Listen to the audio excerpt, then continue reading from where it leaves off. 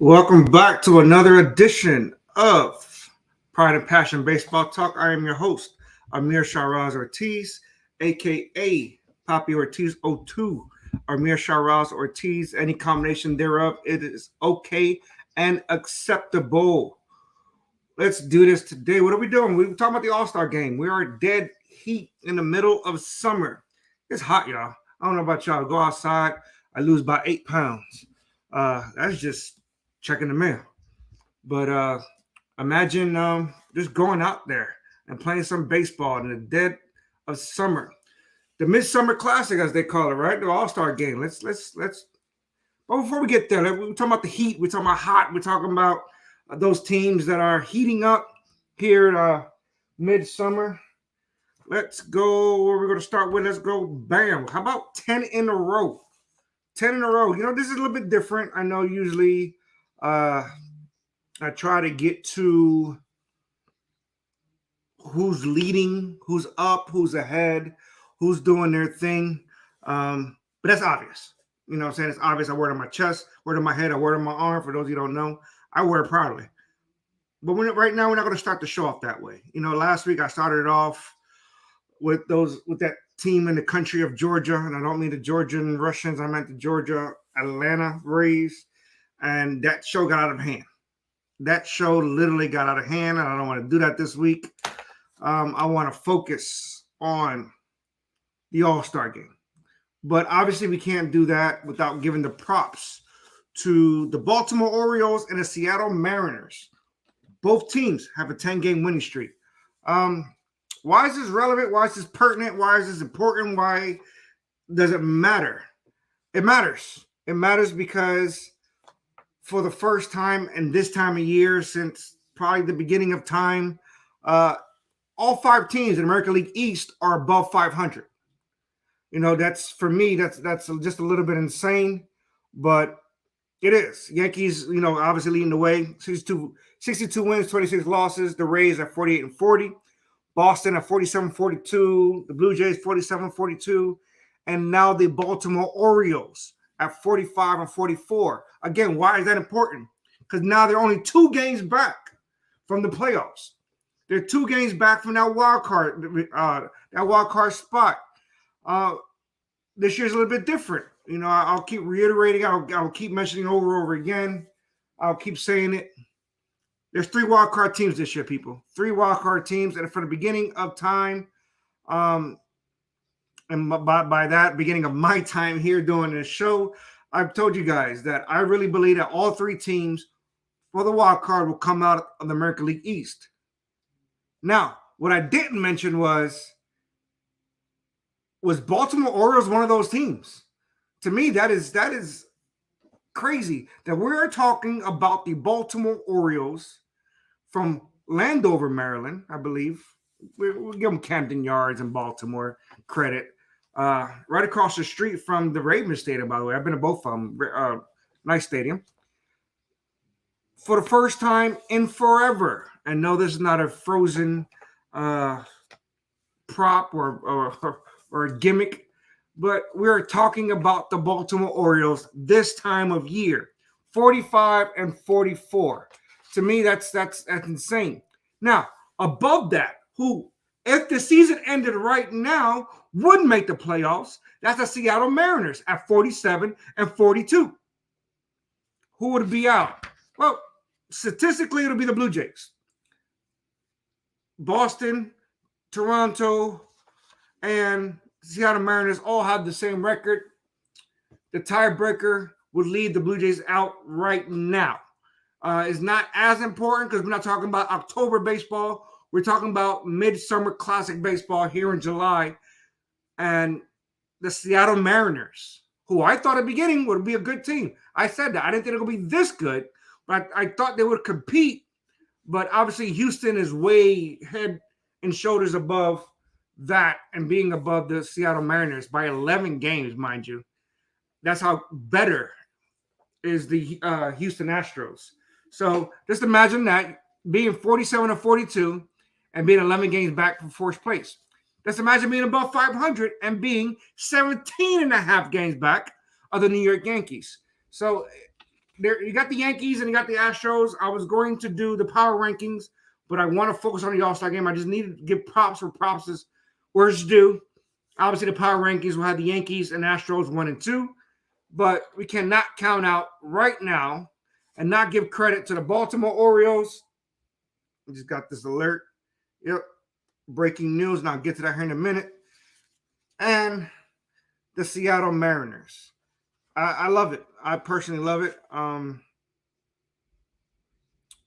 Great for baseball. Great for baseball. Great to be competitive. Great for these games to matter.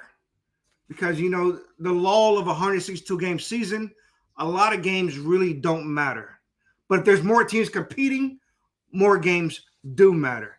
And I got to give all the props in the world right now for the Baltimore Orioles and that staff. We're talking about from the owner all the way down to the 26th player to play for pride and play to compete. And that's what the Orioles are doing. If only they did a little bit better in their division. But this division, nobody beats the American League East. Dave Roberts, manager of the of the Dodgers, believes that the National League West is the best division in baseball. I'm sorry. No way. There's no way all 5 teams in one division is above 500, and they're not the best in baseball. It is what it is, and that's where we're at.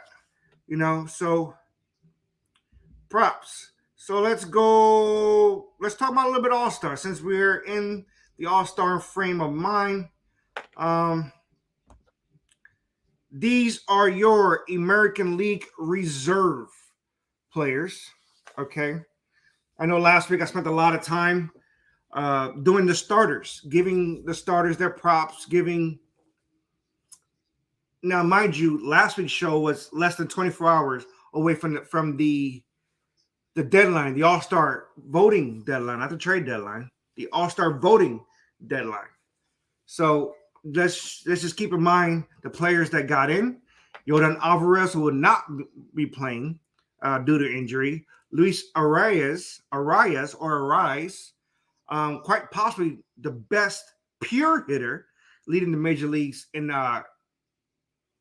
batting average. Andrew Benintendi, who's reviving his career off his early days at the Boston Red Sox. Xander Bogaerts, who could have easily been a starter. All credit due. I'll give him credit. Who's in his free agent year, mind you. Do the Red Sox have the money? Do they not have the money? What kind of money does Xander Bogaerts is going to command here in the offseason? So we got to be mindful of that. We got to watch out for Xander Bogaerts. Heck, do the Red Sox even trade him in the trade deadline? You know, considering that he might even walk. They might not get anything. That's something to keep in mind. Byron Buxton, who you see the picture there of Minnesota Twins, who's finally reaching his potential after all these years. He's doing what he finally was drafted to do. I keep using the word drafted because this weekend starts the Major League Baseball draft, by the way, starts Sunday. So I just want to, in spirit of the draft, of the All-Star weekend, of the All-Star game, the Midsummer Classic, all of that put together, we want to make sure we give props where props is due again. Miguel Cabrera, who is an honorary member, but will dress and possibly play out of respect from Venezuela, by the way. Venezuela got 8 players, and I will talk to about the international players here shortly. Andres Jimenez, second base of the Guardians. Now, a lot of people thought, including me, it was crazy when Francisco Lindor got traded to the Mets. Everybody was like, what is going on with then Cleveland Indians, now Cleveland Guardians? Why are you getting rid of a talent of Francisco Lindor? Which to me is still somewhat a mistake. But this talent right here is what they got back from the Mets. Andres Jimenez, a stud second baseman. So he is one of the main reasons the Guardians are in contention for both the division. They're only 3 games back. Sorry, four and a half games back, but 3 games back from the wild card. So I want to make sure, numbers don't lie. I want to make sure I stick to the facts. Remember, my opinion always going to be fact. I don't know why, but I don't write the law. It is what it is. Okay. The Guardians, 3 games back from the wild card, and he's the main reason, followed by this guy, Jose Ramirez. We already know, top 5 player in his position, top 5 player quite possibly hitting-wise in Major League Baseball consistently, will always be top 5 MVP talent. Followed by, my screen kind of went out for a minute. We are looking at the rookie, the only rookie to make the All-Star game, Julio Rodriguez, followed by George Springer, who has declined as of today to not be an All-Star. He's going to sit this one out, and that's okay. He wants to rest his elbow. All props to George Springer for making that decision. Julio Rodriguez, the only rookie to make the All-Star team this year in both leagues. Okay. Leads the rookies in all of the major categories. I won't say he's a runaway for Rookie of the Year because Jeremy Pena, the Astros, is right there looking at 1A, 1B. And like I said, George Springer is going to sit out. Here is a surprising player for that made the All-Star team. Even for me, I'm a Yankees fan. That's Jose Trevino, catcher for the Yankees, followed by Kyle Tucker. These are your American League All-Stars. Now, Corey Seager was added today to replace George Springer. And that's what my breaking news is, because also Corey Springer is the last spot in the home run derby. Okay, so I want to make sure I add that. Corey Springer signed that large contract with the Texas Rangers. Obviously, that paid off, unlike the other counterpart, Marcus Semien, who has crapped the bed so far in his huge contract that Texas shelled out this offseason. I believe you put both of those contracts together, they're over $500 million. It was 512, 520, somewhere around that area. If you put both of those contracts together, that's how much money that the Texas Rangers. Many players have declined the home run derby. I see Fleck, Shohei, Aaron Judge. A lot of players have declined the home run derby. It takes a toll on your body. I said that time and time again. And I'm going to get to the home run derby here in a minute, but I want to continue to talk about the All-Star game, the All-Star team, before Ohtani been declined that. But thank you, Big Rob. Feel free to comment. Just ask questions. Cut me off. Trust me, I will respond when the response is needed. Here are your All-Star pitchers. I don't know if I'm going to go through them all one by one. We're still trying to figure out who's going to be the starter. But I believe this begins and starts with Shohei Ohtani. What this guy is doing is mind-blowing to Major League Baseball as a fan, or even if I was a casual fan. What this guy has done in our eyes, you know, he is, it's amazing. It's why they call him the unicorn. But when we're watching people, I'm telling you right now, if you're not watching any of his games, catch the highlights. Yesterday, he pitched and hit his team to victory. It's like what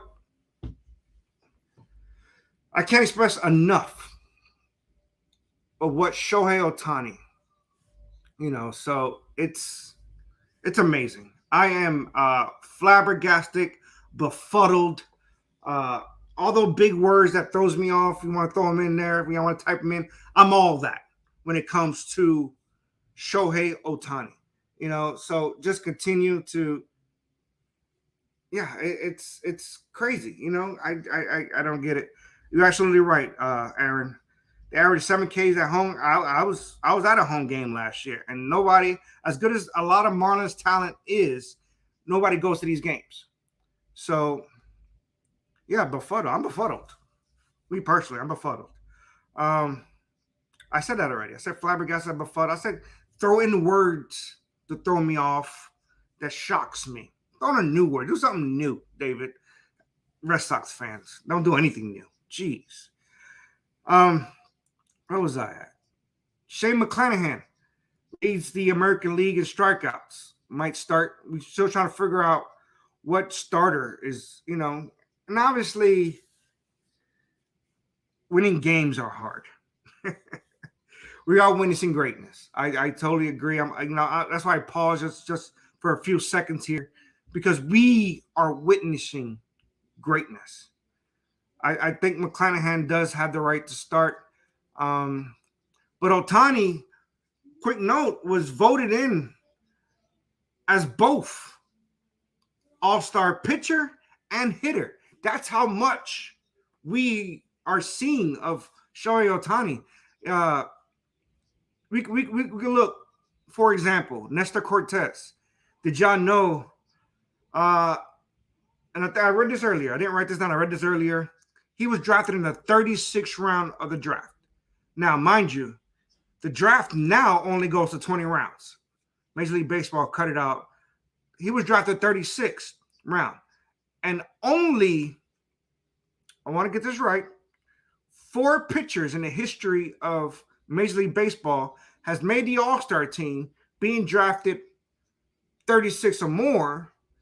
And that's Nestor Cortez, Mark Burley, Kenny Rogers, the lefty. Remember Kenny Rogers?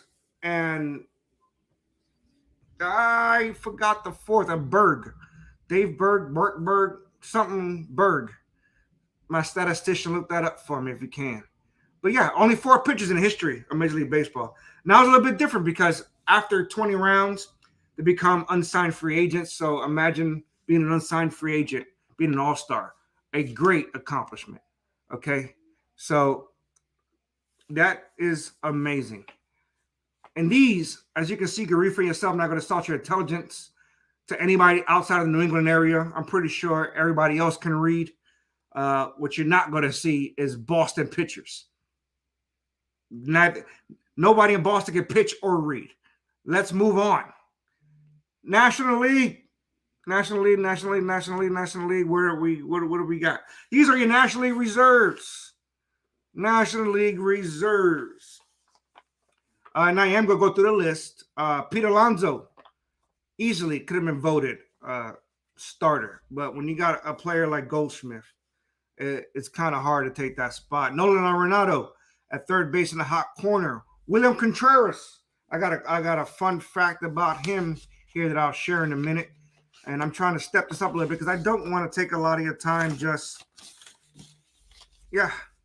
Officially, Phoenix Suns have matched Ayton's offer. Off track. It's not all sports matter. Catch us tomorrow, by the way, though. But that is a breaking news story. Officially matched DeAndre Ayton's offer to the Indiana Pacers. CJ Cron out of Colorado. I guess somebody had to go to Colorado. Again, each team gets represented. If you didn't know, each team gets represented in the playoffs. I answered a question last week. Is that okay? Is that something I'm okay with? Yeah, I do believe the team's colors, the team hat should be represented in the playoffs. And I love it. I love it. It should be. I'm going to continue on. Travis d'Arnaud, Ian Happ, Sterling Marte, Jeff McNeil. Here's your honorary member, Albert Pujols. Albert Pujols will be representing the St. Louis Cardinals. He was added along with, I already talked about him, Miguel Cabrera. Kyle Schwarber, who leads the National League of Home Runs, has been added. Juan Soto, who will be joining him in the home run contest, and Darby Swanson. Those are your National League reservists. Let me find. Let's get the pitchers up there. And here we go. Quite possibly the best pitcher in baseball. It's an argument. It's a toss-up. Top 5, at least top 3. I said Darby. I call him Darby. I don't care if Dansby, Darby. It's not an all-star. But whatever. Sandy Alcantara quite possibly is the best pitcher. He's the hottest pitcher. We talked about hot teams earlier, right? The Seattle Mariners. And no, nobody wants Strider. Strider, for what? He might be a replacement player, but I don't talk about them. David Bernard of Pittsburgh. I guess somebody had to go for them. Corbin Burns, Luis Castillo, who's being watched by many teams today as he pitches against the Yankees. And he's shutting them down. Got him no hit through 4. So, he's definitely showing the Yankees that, hey, come get me. Now, I don't know what they're going to do with those dreads that he got, those dreads that he got. but we'll see. Edwin Diaz, quite possibly the best closer in baseball right now, the New York Mets. Added Max Fried, who's the popular choice to start for the National League. I believe it should be Alcantara. Max Fried is not a bad choice either. Tony Gonsolin is amazing. He's doing an amazing job at the Dodgers. I believe leads the National League in ERAs. Josh Hader obviously is doing his thing as a closer. Ryan Helsey, I don't know much about him, to be honest with you. I don't. I'm not going to lie to you. Solid player. Outside of that, Clayton Kershaw is the old veteran, who's obviously is a stud in the regular season. We're not talking about postseason Kershaw because I don't even know what nobody wants to see postseason Kershaw. Okay.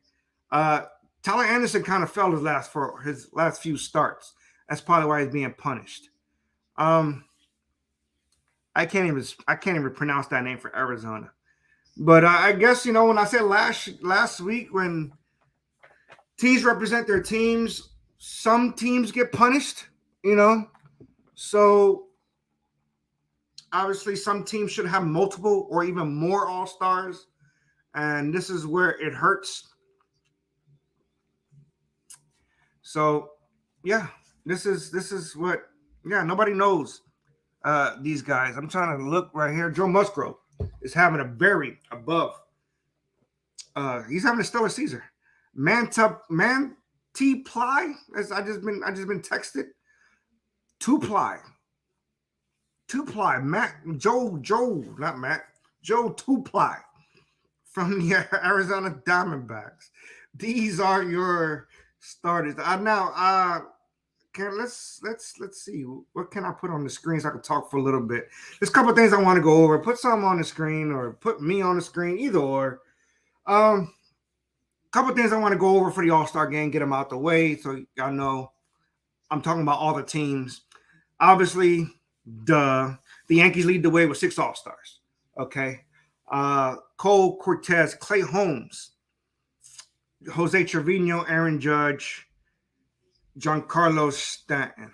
The reigning World Series champions are represented with 5.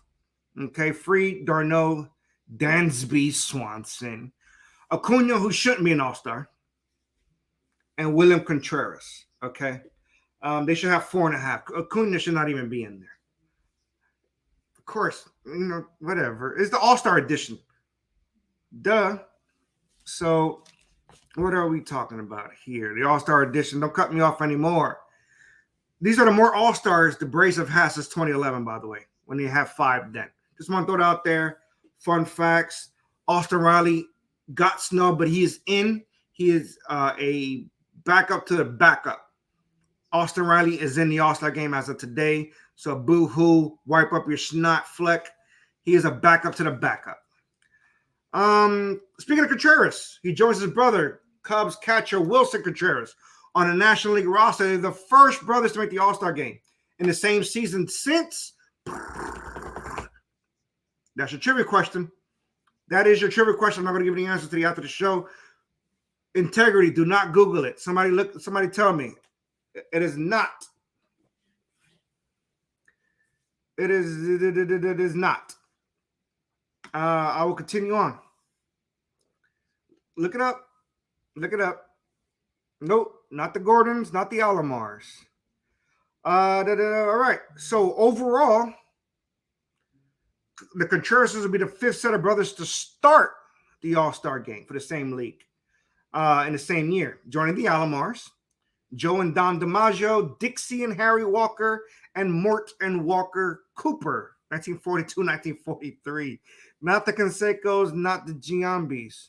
You're getting warmer. Look at don't Google it. Don't Google it. Okay. They're the first brothers to make the All-Star game, when they say start, to make the All-Star game since blank. Okay. Give me the brothers. Don't Google it. Keep guessing though. Not wrong answers, but not the right one for this question. Okay, I'm gonna move on. The Mariners. Julio Rodriguez, again, is the lone. Yes, ding, ding, ding, ding, the Boons. Brett and Aaron, made in 2003. Congratulations, Fleck. you have won a personal text message from me as a prize. All right, congratulations. Now, where was it? At Mariners. Julio Rodriguez, the lone all-star. Okay. This year, he's the 6th Mariners rookie to be in the all-star, joining Michael Pineda, Ichiro, Alvin Davis, Matt Young, Rupert Jones. He is one of 3 players in Mariners history to be an all-star at the age of 21 and younger, joining A-Rod and Griffey. Amazing feat for that. Where am I? This is the 4th consecutive all-star game with at least 30 players making their all-star debut. That's an amazing fun fact. 30 players at least making their all-star debut. That is great for baseball. We get new all-stars, but it was going on, Gary. Tito. Man, that is special. That is special. You know, as they said, these players will always be an all-star. They can crap the bed the rest of their careers, and they'll always be known as all-star. Even you, Austin Riley, who's a backup to the backup. You're the all-star with an asterisk. I'll give you an asterisk. All right. So I mentioned earlier there was a honorees, which we do expect them to play just because it is the all-star game, and baseball always gives respect back to the players. With Albert Pujols, who's 42 years old. If, and I believe when he gets in the game, he'll be the 7th player to get an all-star game plate appearance at the age 42 and older. Those players are Barry Bonds, Carlton Fisk, Pete Rose, Carl Yastrzemski, Willie Mays, and Stan Musial. The only player to get a hit in the all-star game 42 or older was Fisk. So Carlton Fisk, who did it in 1991. So, somebody mentioned earlier, Kershaw should be an all-star just based upon the Dodgers are hosting.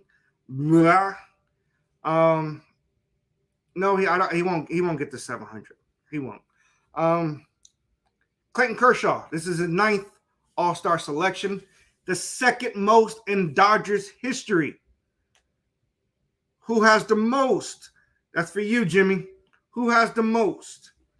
Which Dodger has the most? Don't Google it because I'm looking right at you. All right? I'm looking at you.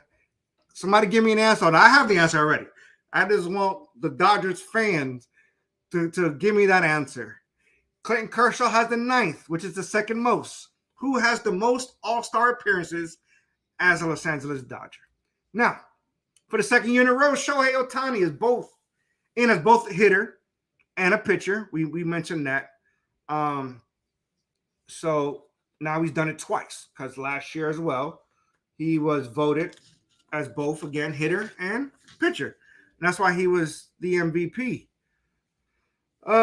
Mike Trout, 10th All-Star selection at just 30 years of age. That amazing.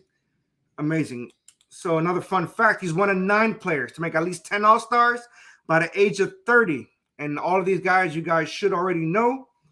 It starts with Ken Griffey Jr., Ken Griffey Jr. with 11, Johnny Bench with 11, Al Kaline with 11, Mickey Mantle with 11, A-Rod with 10, Ivan Rodriguez with 10, Rock Carew with 10, and Hammerin' Hank Aaron with 10. These are all before 30 or his age 30 season. So again, we witness history when it comes to the All-Star game. That's why I love the All-Star game. You know, it's an exhibition, but these guys come to play. There's not an eephus pitch every pitch. You know, these guys, baseball All-Star, they come to play. They want to win. Remember when they used to mean even something more when the winner hosted the World Series? A lot of people was mad about that, but I think they had a right idea to make the All-Star game a thing. Starters. There'll be 3 starters who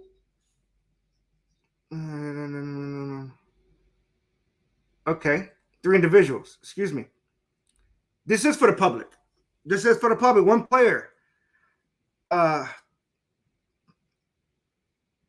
currently got voted in to start for both the American League and National League. American League previous, National League this year.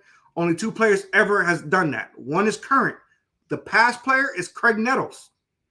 Craig Nettles was the past player. Who is the current player to be voted in? Jimmy, anything on that 10th, on that leading Dodgers? Anything? You got anything for me? Well, what player is, nope, not Steve Garvey, which is close. Steve Garvey got 8.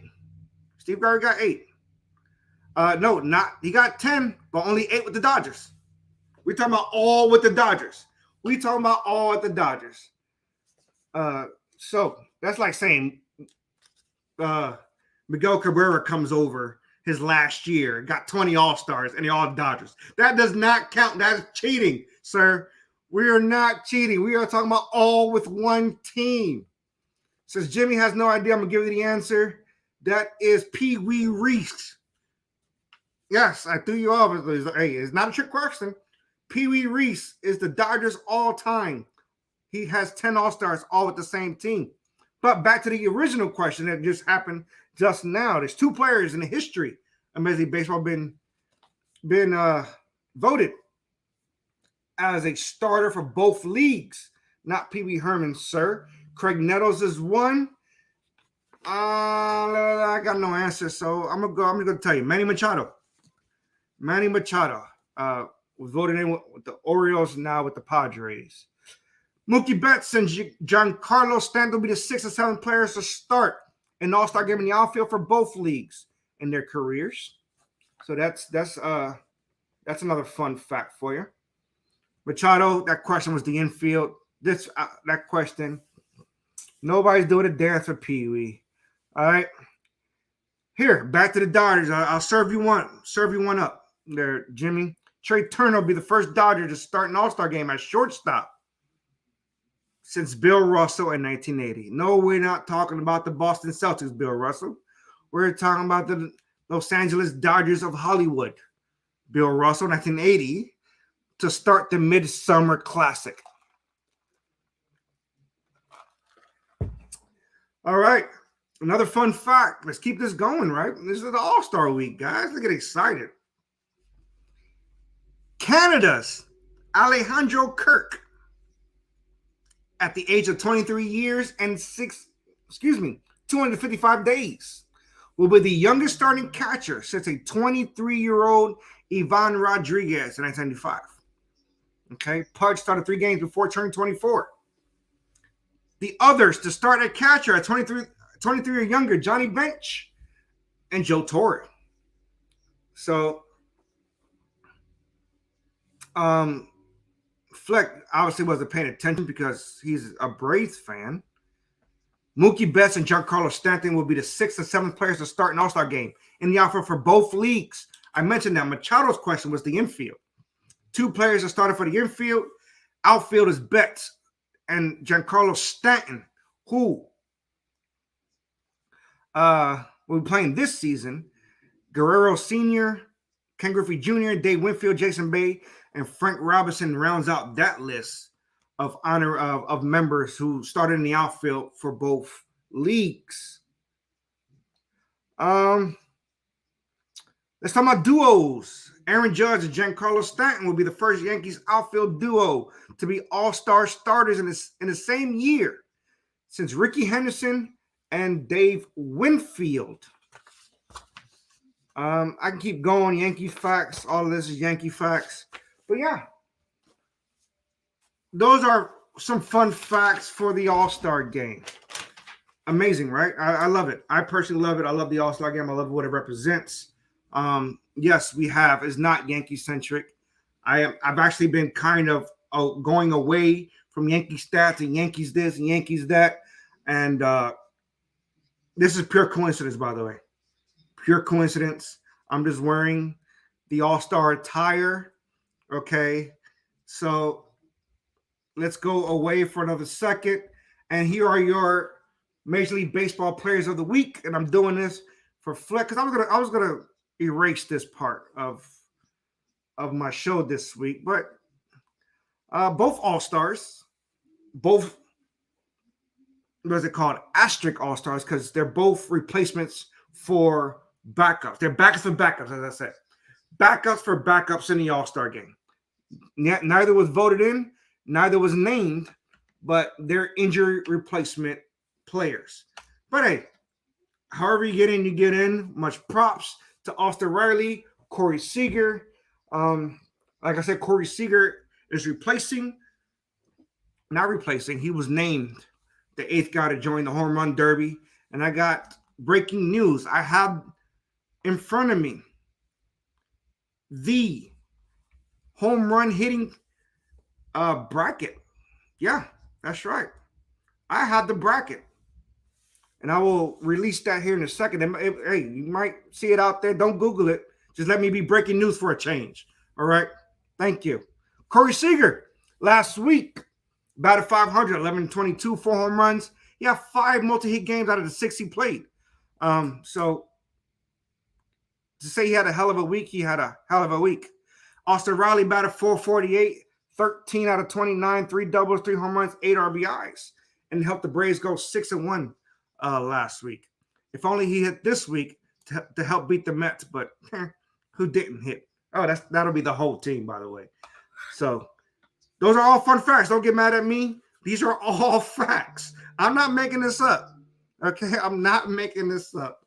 So they got as close as 1.5, I believe, right? And then now they're at 3.5 again. Where's my standing? They're 3.5 currently. Might be even more than that. 2.5. 2.5. Sorry, 2.5 currently. But they got as close as 1.5. So remember, Jacob deGrom is coming back. Scherzer is pitching lights out since returning from injury. So big part of the All-Star game. Who do you guys have winning the All-Star game? Let's hear. Some of you, most of you, will hear these brackets released first right here on the Pride and Passion Baseball Talk.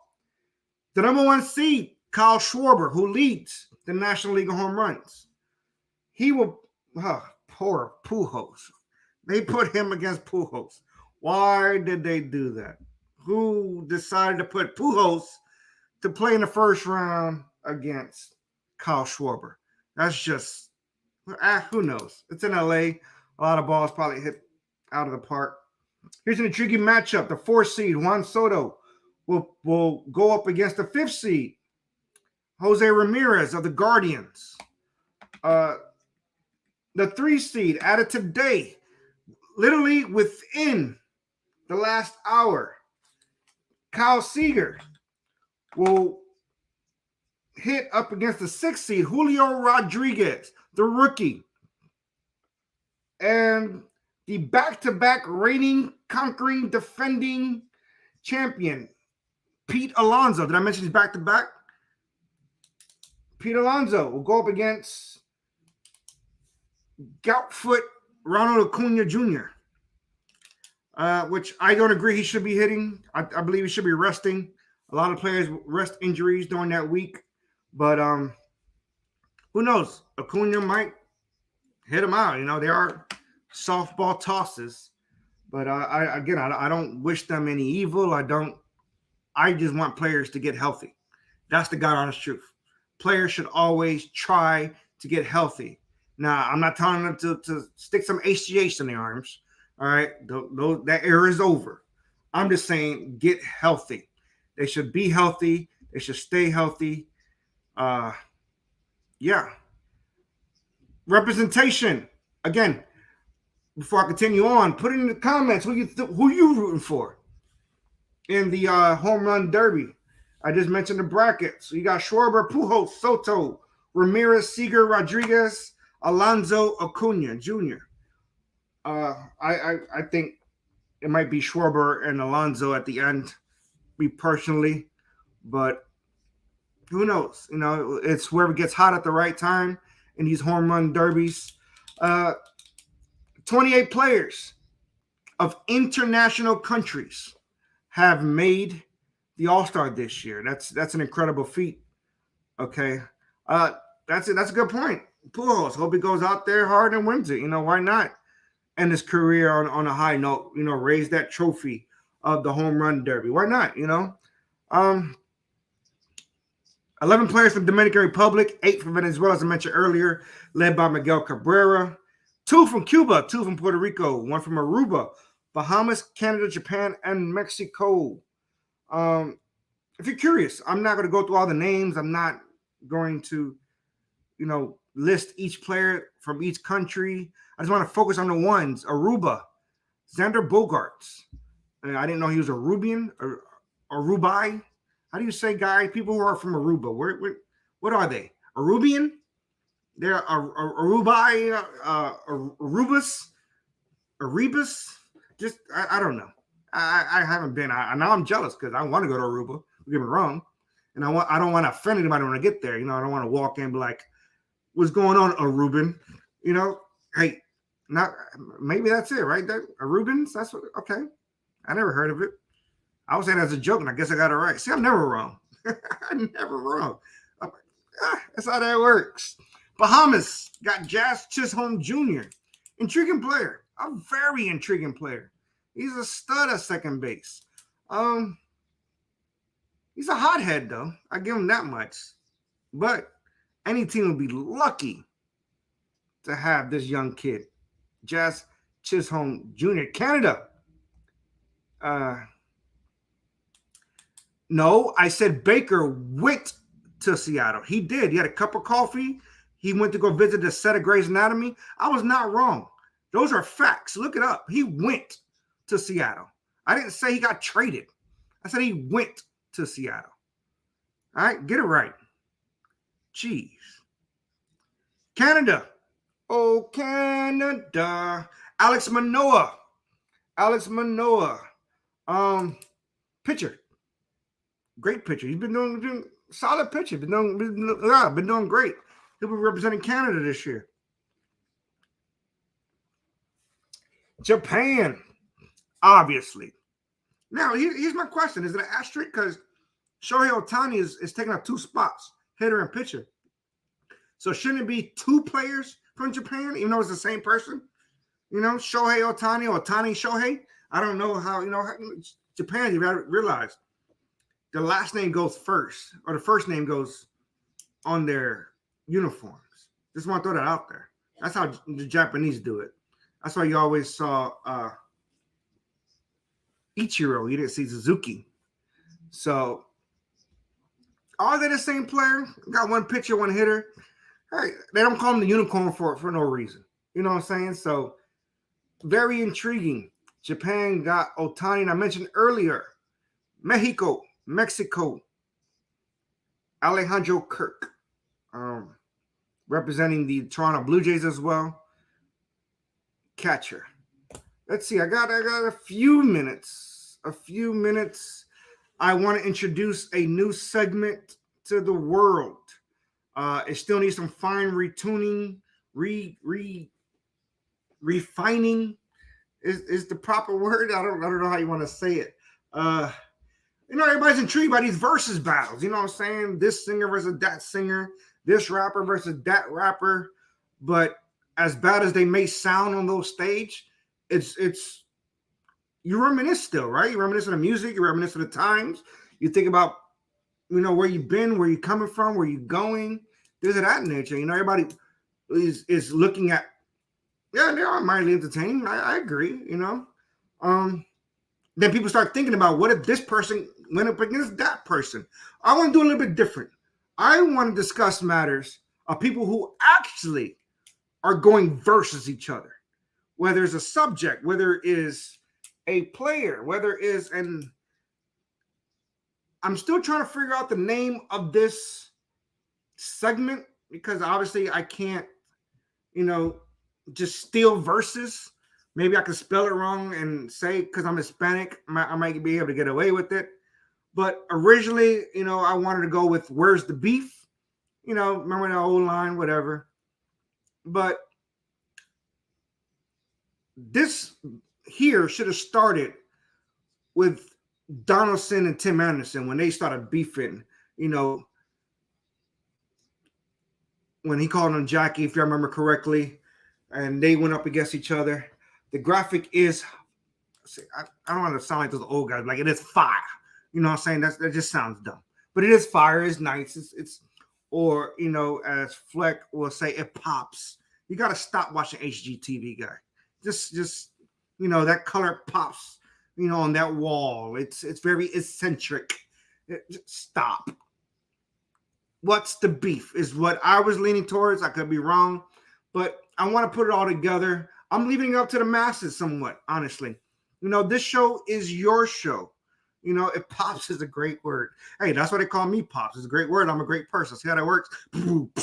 Now, this came to mind weeks ago, actually, when the Angels fought the Mariners. And I believe the Mariners only lost one game since that fight, which is crazy. What is going on? And then I saw some on the internet a couple of days ago that blew my mind on why these two people are beefing, that's why I wanted to say, where's the beef? But if you guys remember correctly, let's go back to 2005. No, this is not story time. The Chicago White Sox manager, he managed, I believe that's their only World Series. They beat the Houston Astros. I don't have time for you guys to Google or think about it. But Ozzie Guillen, okay? Ozzie Guillen and a baseball writer, right? John Heyman. We all know John Heyman from ESPN. Well, I do, okay? So, Ozzie Guillen has invited John Heyman to a boxing match.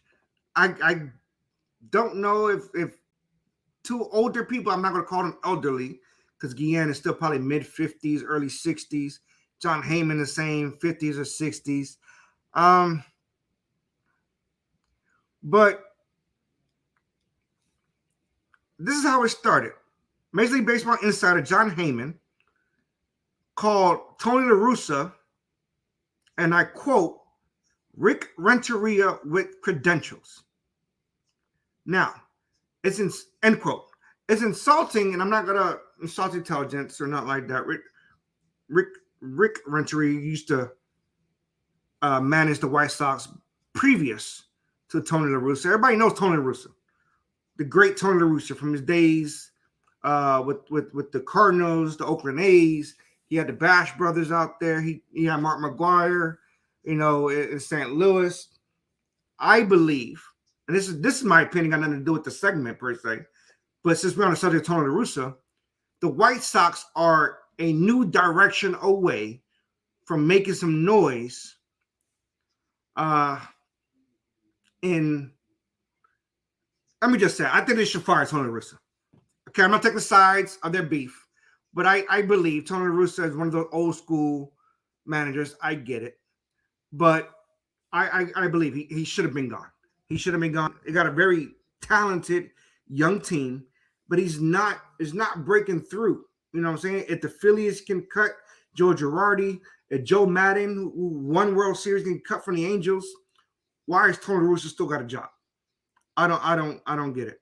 I believe there's really one old school manager who's still hip with the times, as they say. And that's Dusty Baker out in Houston. I believe he's still doing a great job above the talent they have. They got great talent, don't get me wrong. But he's mixing and matching that team perfectly. So I give Dusty Baker that praise. But guys like Jim Leland in Detroit, he's gone. Should be gone. Tony La Russa, Chicago, needs to go.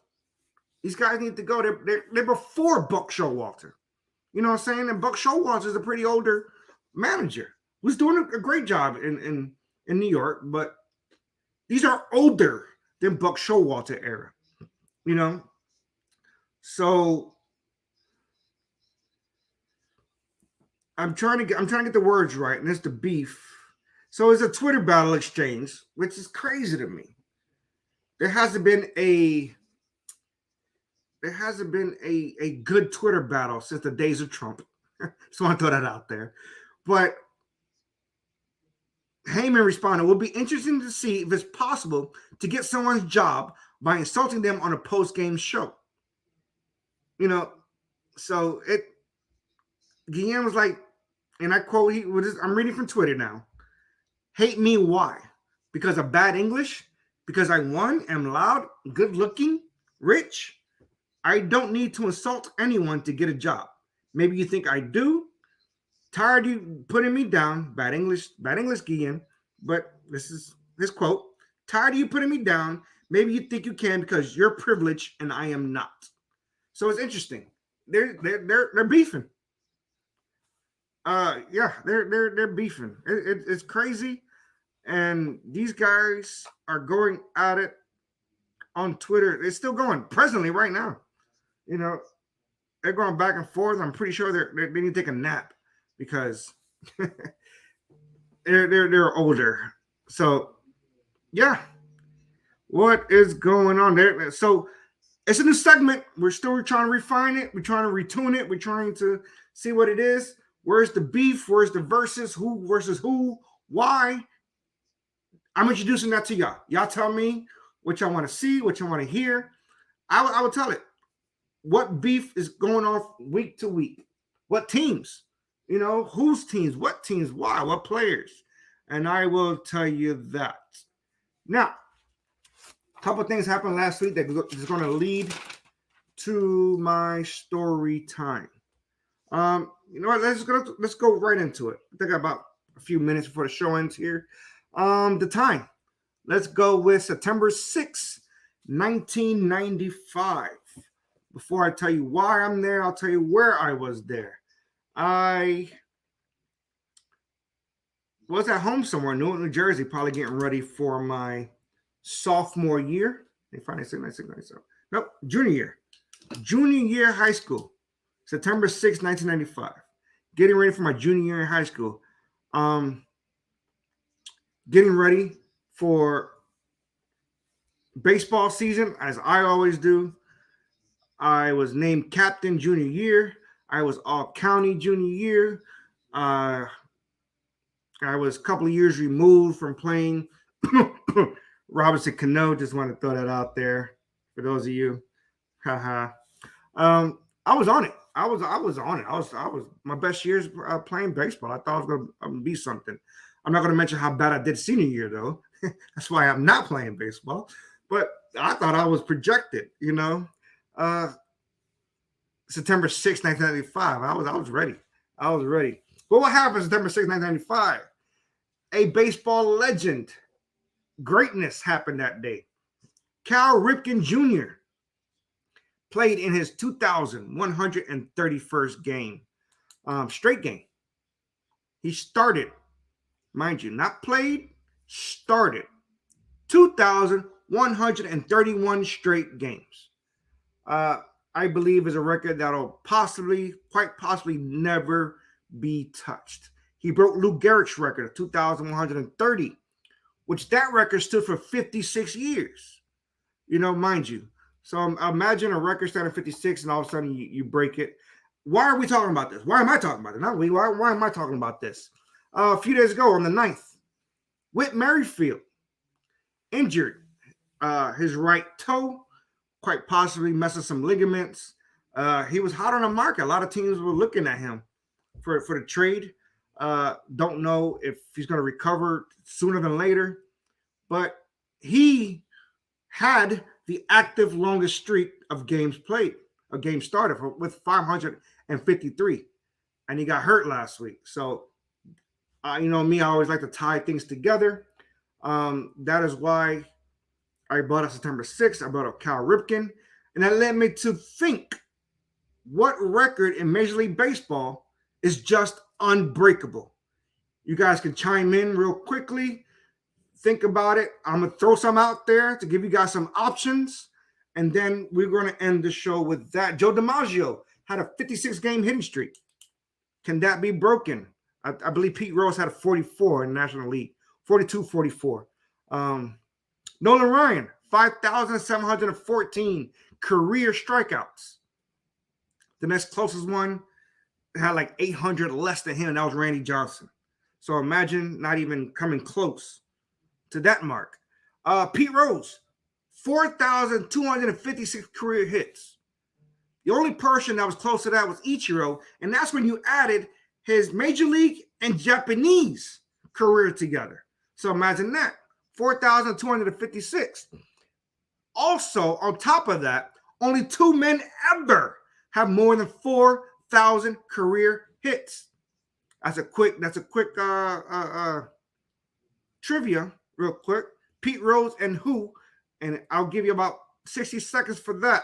Cy Young has 511 career wins. I don't think anybody. We barely can get anybody at 300 these days. So, Ricky Henderson, 1,406 career steals. Okay. And obviously Cal Ripken at 2,632 career straight starts. So not only did Cal Ripken pass Lou Gehrig on September 6, 1995, he shattered that record. He said, "Watch me." So imagine that. Going back to Pete Rose, the other player was Ty Cobb with 4,000 hits. So that is my show. I like to thank everybody who watched, who chimed in, who came in and out. But my main thing is please share, because even if you don't watch live, I'm gonna keep repeating myself, reiterating myself. Share, watch it tomorrow. Hell, I watch myself sometime. I'm not, as you can say, I do. 400 is not that much off. Luis Arias is like a 360 something right now, so it's feasible. I'm not conceited. I'm going back to my thought process. I just want to make sure I can do better. Okay, I make sure I can do better. So share, people, share.